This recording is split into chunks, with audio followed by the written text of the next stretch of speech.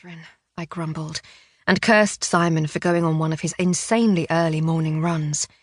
I dragged myself out of bed, threw on my dressing gown, shuffled across the landing, and quietly opened bedroom doors to check on the sleeping kids. However, one door always remained closed, because I still couldn't bring myself to open it. One day at a time, I told myself. One day at a time. I went down to the kitchen and filled Oscar's bowl with that hideous-smelling tinned meat he'd wolfed down in seconds. But when I turned to put it on the floor, I was alone. "Oscar?" I whispered, not wanting the kids to barrel downstairs just yet. "Oscar!" I found him in the porch, pacing in an agitated fashion by the front door. I opened it to let him out for a wee, but he stayed by the doormat, staring out towards the woods down by the lane.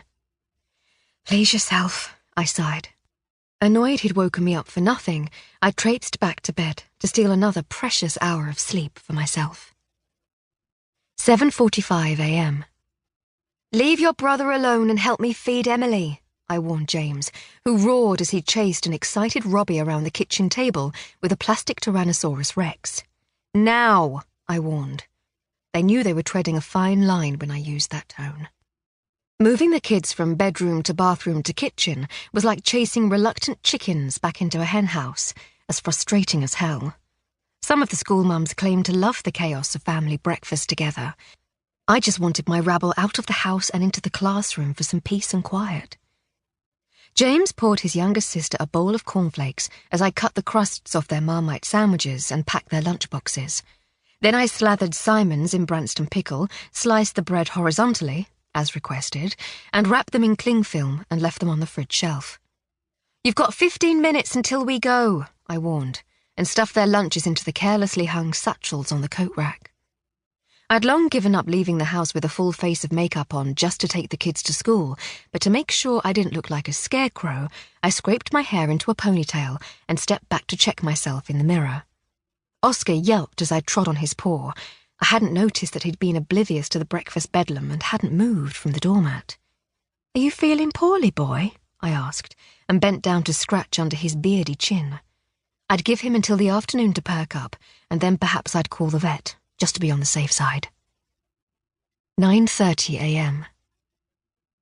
With James and Robbie at school and Emily quietly playing on the sofa, I was up to my elbows ironing Simon's work shirts and singing along to Boys to Men's End of the Road on the radio when the phone rang. "Simon's not here," I told Stephen when he asked to speak to him. "Isn't he with you?" I'd presumed he'd taken his work clothes with him in a backpack and gone straight to the office after his run like he often did. "No, he's bloody not," Stephen snapped. He could be a real grumpy sod when he wanted to be. "I've been trying to convince the client I've been stalling for half an hour that even though we're a small company, we're just as professional as the majors. How can he take me seriously when half of us can't even turn up for a hotel breakfast meeting on time?" "He's probably lost track of the time. You know what he's like sometimes." "When you see him, tell him to get his ass down to the Hilton quickly before he screws this up." "I will, but if you see him first, could you ask him to call me, please?"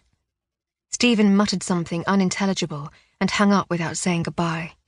I was glad I wouldn't be in Simon's shoes when he did turn up. 11:30 a.m.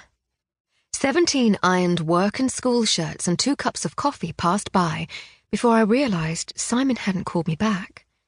I wondered if Stephen and I were mistaken and that he hadn't been for a run but actually had a meeting of his own to go to. But when I popped my head around the garage door, his Volvo was still parked there. Back in the living room, his house keys sat on the record player lid. Above them, a montage of photos from our 10th wedding anniversary party hung from the wall. As another hour went by, a niggling doubt began to irritate me. For the first time in almost 20 years, I couldn't feel Simon's presence around me. No matter where he was or how far we were apart, I always felt his presence. I shook my head to make the doubts disappear and scolded myself for being daft. "Too much coffee, Kitty," I told myself, and vowed decaf was the way forward. I put the coffee jar back in the cupboard and sighed at the mountain of washing up waiting for me. 1 p.m. 3.5 hours after Stephen's phone call, and I felt jittery. I'd called the office,